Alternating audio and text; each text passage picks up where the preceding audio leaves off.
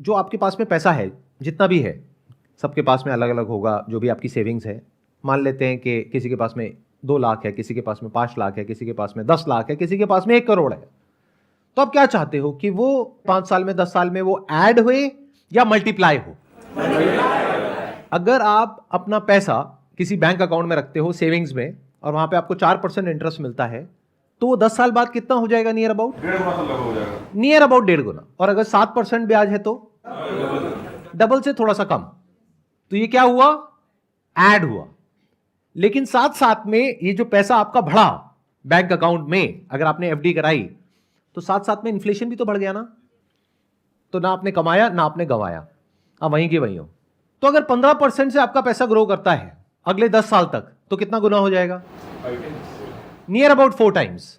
अगर 20% से करता है तो नियर अबाउट 6 टाइम्स। और अगर 25% से करता है तो नियर अबाउट 9 टाइम्स। और अगर 30% से करता है तो नियर अबाउट 14 टाइम्स। तो आप देख रहे हो कि जो इंटरेस्ट है वो 5% से बढ़ रहा है, लेकिन क्योंकि यहां पे कंपाउंडिंग बीच में आ गई है, तो जो रिटर्न है वो बहुत तेजी से मल्टीप्लाई हो रही है।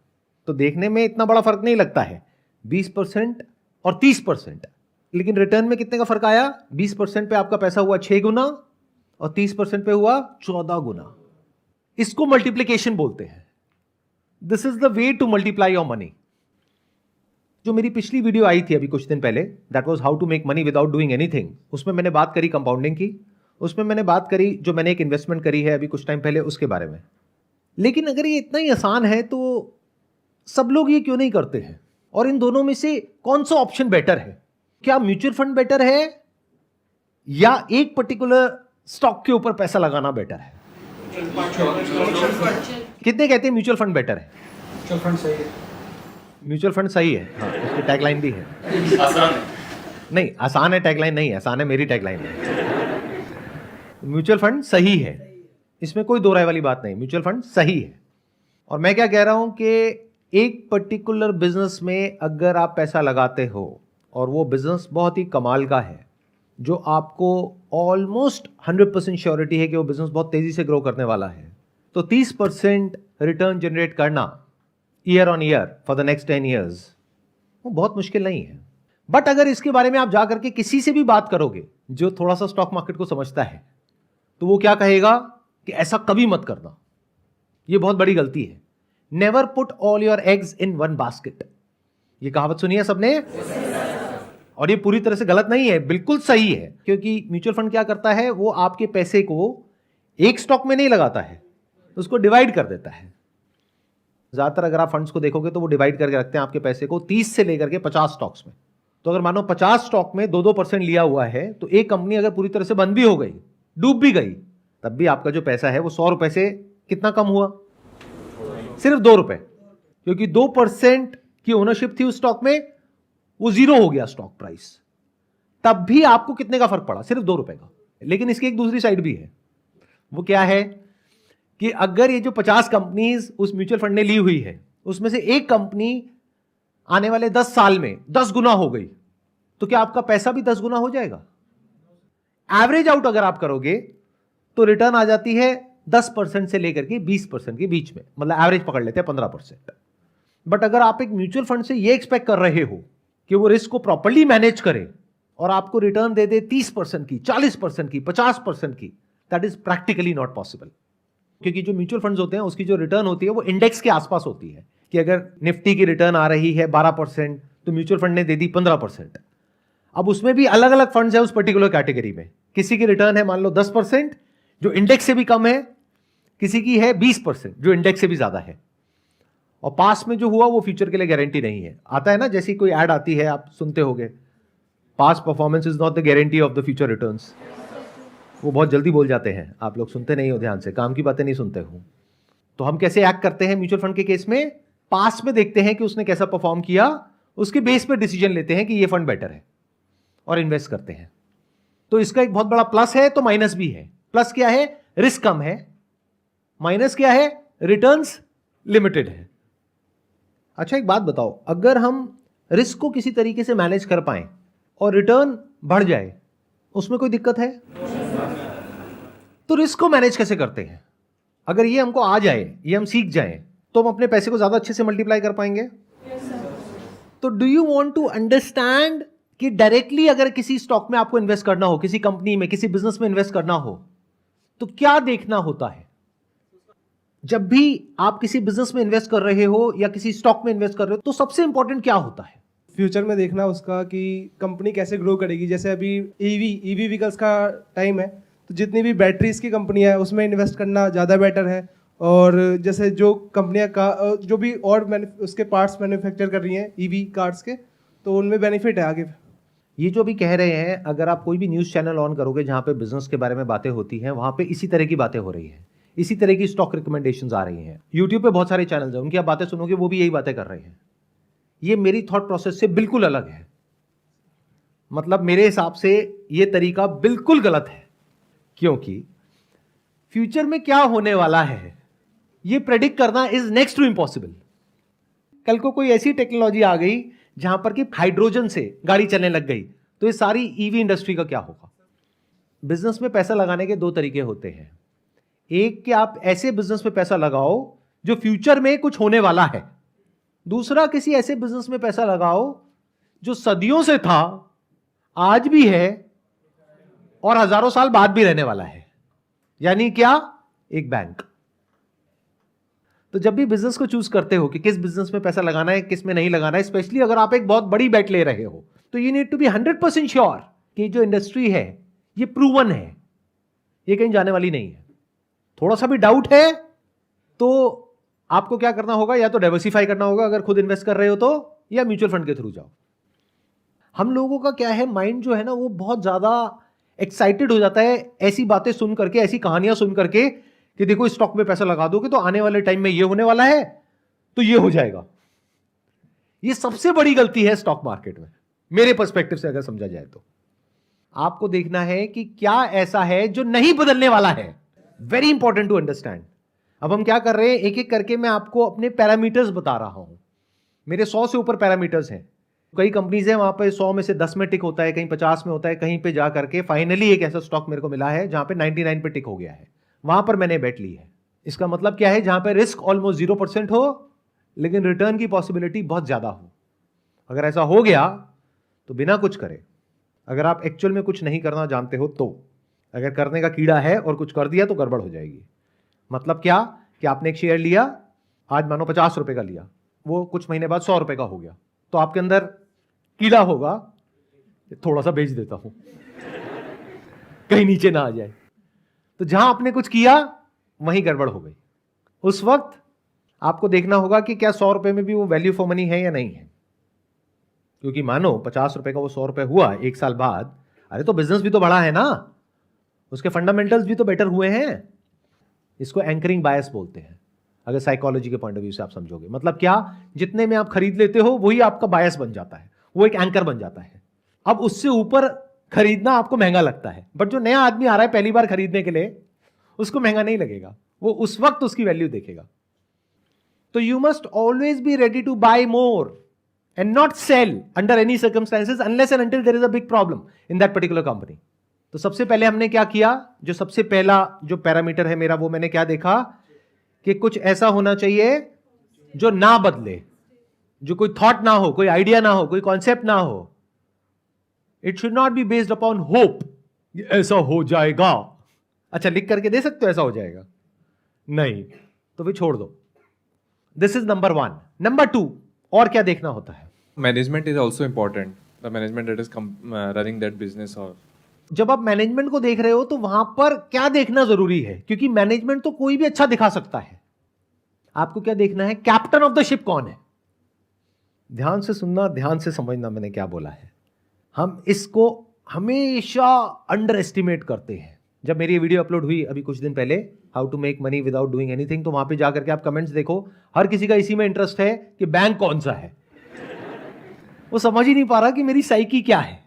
वो अगर सीधा जाकर के देखें कि जितने भी बैंक्स हैं, जितने भी प्राइवेट बैंक्स हैं, उसमें कौन ऐसा सीईओ है जिसका कि ट्रैक रिकॉर्ड बहुत ही कमाल का है, जिसने बहुत छोटे लेवल से शुरू किया और कुछ बहुत बड़ा बना दिया। तो अब जब वो एक बड़े लेवल पे ऑपरेट कर रहा है तो उसके लिए कुछ बड़ा बनाना बहुत आसान है, क्योंकि अब उसके पास में रिसोर्सेज हैं। या ये कहो जब उस सीईओ के पास में कुछ भी नहीं था तब भी उसने कुछ एक्स्ट्रा ऑर्डिनरी क्रिएट कर दिया। When we talk about management, don't look at the management, look at the CEO, captain of the ship. मतलब अगर आप में से कोई आता है मेरे पास में और बोलता है कि मैं ये बिजनेस करना चाहता हूं और मेरा ये प्लान है, वो प्लान है, वो प्लान है, तो मुझे किसके बेस पे पैसा लगाना चाहिए? प्लान के बेस पे। मैं क्या देखूंगा वहां पे? सबसे इंपॉर्टेंट क्या है? उस इंसान को, मतलब जो एक इंसान टॉप पे बैठा है उसका पोटेंशियल क्या है वो देखना पड़ेगा। इनफैक्ट अगर आप हिस्ट्री को देखो स्टॉक मार्केट की, वो कंपनीज जिन्होंने सबसे ज्यादा पैसा गंवाया है उसके पीछे जो रीजन था वो था मैनेजमेंट, और जिन्होंने सबसे ज्यादा पैसा कमाया है उसके पीछे भी जो रीजन है वो है मैनेजमेंट। अगर जो कैप्टन ऑफ द शिप है यानी जो सीईओ है उसमें दम है तो ऐसा सेक्टर जहां पे इतनी ग्रोथ नहीं भी आ रही है वो वहां पे भी ग्रोथ निकाल लेगा। और अगर वो जो सीईओ है उसमें दम नहीं है तो उसको एक बहुत एक्स्ट्राऑर्डिनरी सेक्टर में ले आकर के बिठा दो, वो एक सेफ गेम खेलेगा, वो अपने आप को बचा करके चलेगा। और अगर ऐसी ही ग्रोथ चाहिए, यानी अगर आपको 15% ही चाहिए, तो उसके लिए तो म्यूचुअल फंड बेटर है ना। उसके लिए इतना बड़ा रिस्क क्यों ले रहे हो? अरे जब इतना बड़ा रिस्क ले रहे हो तो रिवॉर्ड भी तो बड़ा होना चाहिए। Make sense?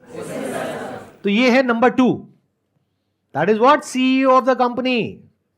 उसको देखो, उसकी कहानी को पढ़ो। इट मस्ट बी सच कि आपको पूरा कॉन्फिडेंस हो कि ये इंसान कोई भी गड़बड़ नहीं करने वाला है किसी भी तरीके की, क्योंकि अगर वो इंसान चाहे तो वो कर सकता है गड़बड़। पास में करी है बहुत लोगों ने, उसमें से बहुत सारे आज जेल में भी हैं। आप हंस रहे हो, लेकिन बहुत लोगों ने बहुत पैसा गंवाया है ऐसे स्टॉक्स के चक्कर में। क्यों? क्योंकि उन्होंने सबसे इंपॉर्टेंट चीज को मिस कर दिया। उन्होंने ये देखा कि अच्छा ये स्टॉक ग्रो कर रहा है, इसकी बैलेंस शीट ग्रो कर रही है, इसका पीएनएल ग्रो कर रहा है, इसका प्रॉफिट ग्रो कर रहा है, इसकी रेवेन्यू ग्रो कर रही है। अरे ये तो देखो वो ग्रोथ आ कहां से रही है। अगर एक बैंक की बात करी जाए तो हो सकता है वो ऐसे लोगों को लोन्स दे रहा है जहां पे पता है वापस आने की पॉसिबिलिटी नहीं है। तो अगर मैं इसको एक वर्ड में बोलूं, जो भी अभी मैंने कहा है कि वो पर्सन ऐसा होना चाहिए जो टॉप पर बैठा है, जिस पर आप ट्रस्ट कर सको। Based upon what? Not based upon your gut feel, based upon his or her past record. Trust दोनों तरीके से, एक वो कुछ गड़बड़ नहीं करेगा, दूसरा उसमें पोटेंशियल है कुछ बड़ा क्रिएट करने का। दोनों जरूरी है। और बताओ और क्या देखना होता है? सर मतलब किसी भी बिजनेस में इन्वेस्ट करने में हम लोग ये भी देखते हैं कि वो फ्यूचर एडॉप्टेशन को कैसे वो करते हैं। जैसे मार्केट में कोई नया कंपटीशन चल रहा है तो उसको वो मतलब कंपटीशन में लाने के लिए अपने आप को कैसे वो अपडेट करते हैं। Very important. बैंकिंग सेक्टर बहुत तेजी से बदल रहा है। पहले के जमाने में क्या होता था कि अगर आपको पैसा निकालना है या पैसा जमा कराना है तो आप जाओगे बैंक में, वहाँ पे पासबुक में एंट्री होगी, लाइनों में लगोगे। क्या अब ये सब होता है? सब कुछ ऑनलाइन हो गया है, डिजिटल हो गया है। तो बैंक को ज़्यादा ब्रांचेस खोलने की ज़रूरत नहीं है। इसको न्यू एज बैंक बोलते हैं। अब देखो जैसे जैसे मैं आपको पैरामीटर्स बता रहा हूँ, ये जो ऑप्शंस है वो नैरो डाउन होते चले जा रहे हैं। मतलब मान लो 100 बैंक्स हैं, तो जैसे जैसे आप इन पैरामीटर्स को समझोगे तो आप 100 में से 20 पे आ जाओगे, फिर 10 पे आ जाओगे, फिर एंड में गिने चुने 4-5 रह जाएंगे। अब आपको दिमाग लगाना है कि उसमें से सबसे अच्छा कौन सा। जरूरी नहीं जिस पे मैंने बेट ली है उसी पे आपको लेनी है, क्योंकि वो मेरी अपनी अंडरस्टैंडिंग है, आपको खुद देखना है। तो बैंक ऐसा होना चाहिए या बिजनेस ऐसा होना चाहिए जो बदलते हुए वक्त के साथ अपने आप को बहुत तेजी से बदल रहा हो, या ये कह लो और जो बैंक है उससे तेजी से बदल रहा हो। तो that must be a new age bank. Very important. और एक बात आपको बताता हूं, एक है बैंक जिसका की मार्केट कैप है मान लो 5 लाख करोड़, एक है बैंक जिसका मार्केट कैप है 5,000 करोड़, एक है जिसका है 50,000 करोड़। तीनों में से बेटर कौन सा है? ये आपने बोला 5 लाख करोड़।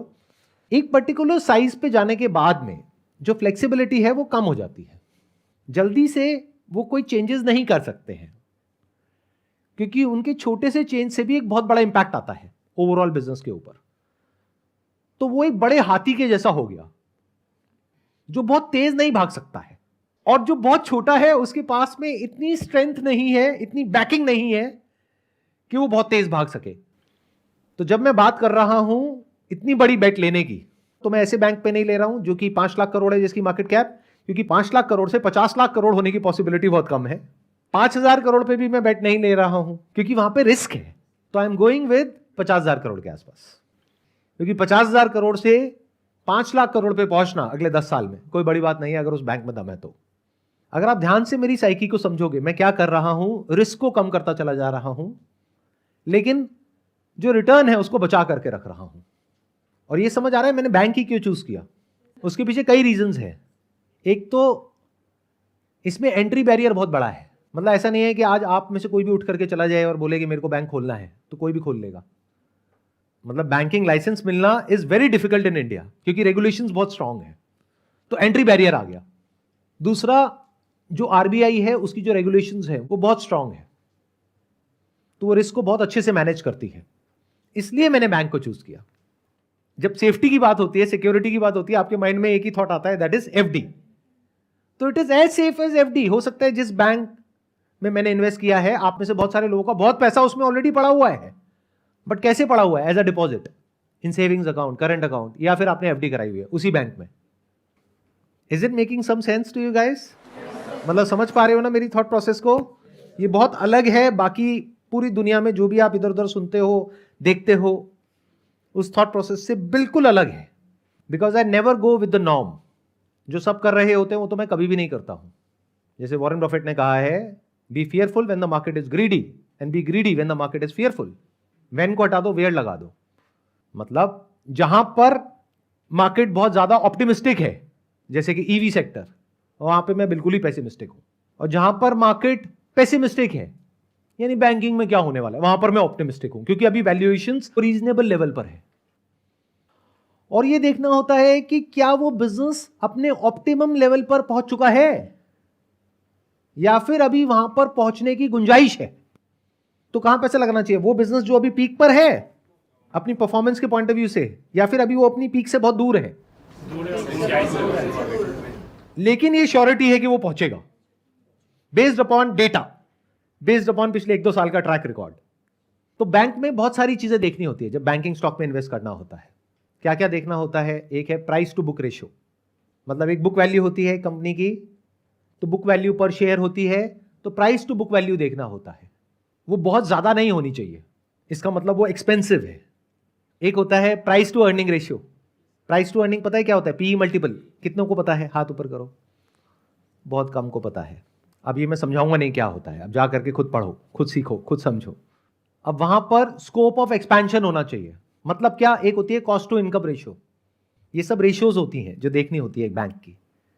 मान लो किसी बैंक की है कॉस्ट टू इनकम रेशियो 50%। मतलब क्या? उसकी ब्रांचेस का रेंट है, सैलरीज हैं, उसके रनिंग एक्सपेंसेस हैं, एडवर्टाइजिंग मार्केटिंग है, ये सारी कॉस्ट हो गई। तो कॉस्ट टू इनकम रेशियो अगर उस बैंक की ऑलरेडी है मान लो 50%, तो क्या ऐसे बैंक में पैसा लगाना चाहिए या किसी ऐसे बैंक में जिसकी अभी कॉस्ट टू इनकम रेशियो बहुत हाई है, लेकिन फ्यूचर में आने वाले 2-3 साल में, 5 साल में, 10 साल में धीरे धीरे कम होने वाली है, यानी उसकी प्रॉफिटेबिलिटी बढ़ने वाली है? ये बात कितनों को समझ आई है? हाथ ऊपर करो।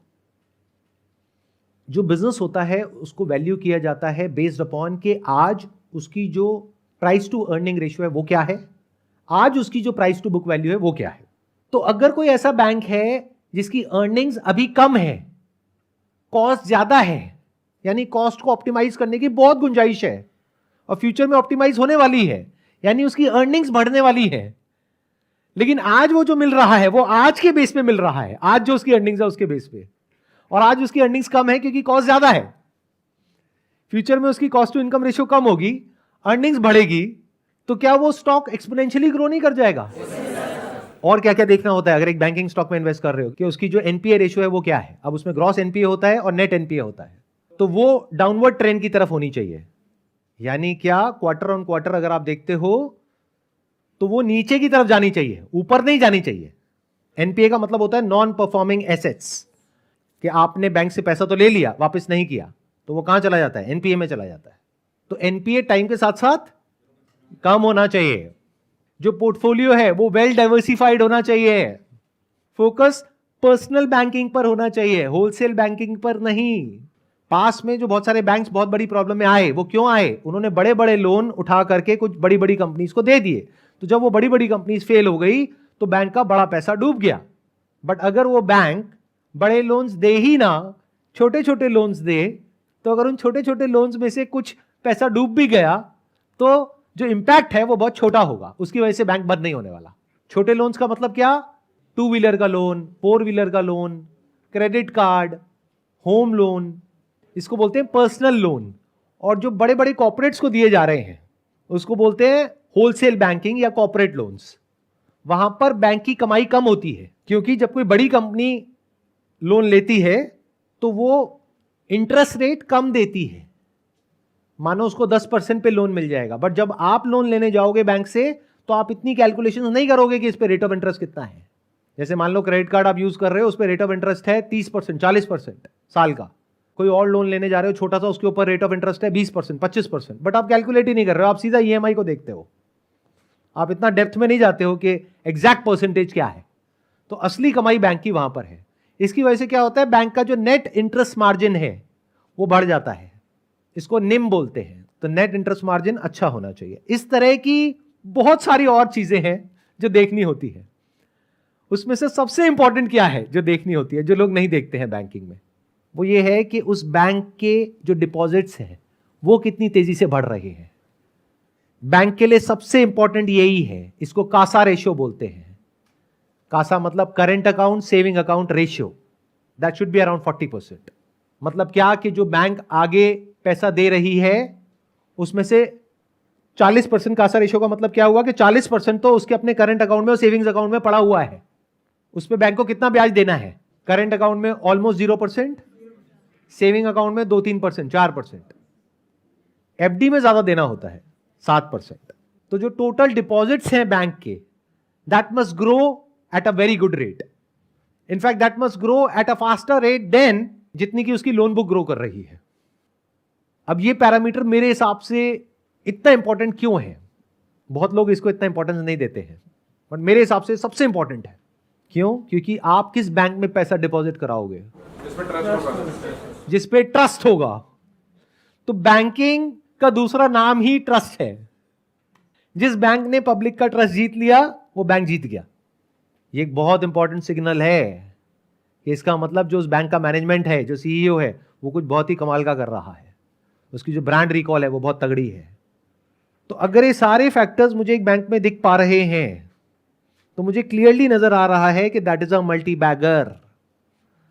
मतलब क्या कि मरे से मरा वहां पर जो रिटर्न आने वाली है वो आने वाली है 25 से 30% के बीच में। इसका मतलब समझते हो, 26% पे आपका पैसा 10 गुना हो जाता है। अगर आज आपने 10 लाख रुपए लगाया तो 10 साल बाद कितना हो जाएगा? 1 करोड़।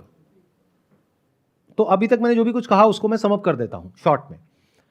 अगर तो आप ज्यादा डीप में नहीं जाना चाहते हो, यानी कि जो भी मैंने कहा उसको सुन करके बस फटाफट से एक्ट करना चाहते हो, तो आपके लिए जो बेस्ट ऑप्शन है दैट इज म्यूचुअल फंड। अब वहां पे एसआईपी करते रहो या अपना पैसा लगा दो और शांति से बैठ जाओ, और कोई प्रोफेशनल फंड मैनेजर है उसको अपना काम करने दो, उसको पता है वो क्या कर रहा है, वो ज्यादा अच्छे से करेगा। बट अगर आप बहुत डीप में जाकर के ये समझने को तैयार हो कि एग्जैक्टली क्या हो रहा है अलग अलग सेक्टर्स में, और अगेन जैसे मैंने कहा था अभी थोड़ी देर पहले कि ऐसा क्या है जो नहीं बदलने वाला है, उसमें अगर आप ढूंढ सको ऐसी कोई अपॉर्चुनिटी को और आप में रिस्क लेने की कैपेबिलिटी भी हो, तो there is a lot of wealth that you can create in the next 10 to 20 years.